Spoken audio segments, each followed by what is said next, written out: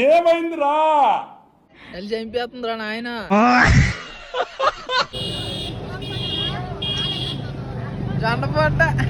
దేవుడు అన్నప్రసాదం తిన్నాక మళ్ళీ పైకి వెళ్ళిపోయాం. పైకి వెళ్ళి మొత్తం నైట్ అంతా అక్కడ స్టే చేసాం.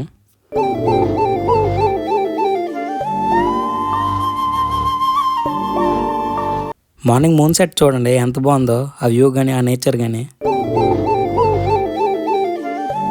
సన్ రైజ్ అయితే స్టార్ట్ అయింది, మీకు కూడా చూపిస్తాను చూడండి ఎంత బాగుందో.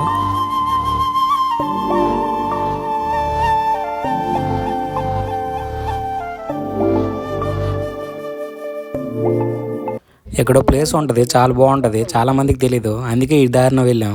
మీకు కూడా చూపిస్తాను చూడండి.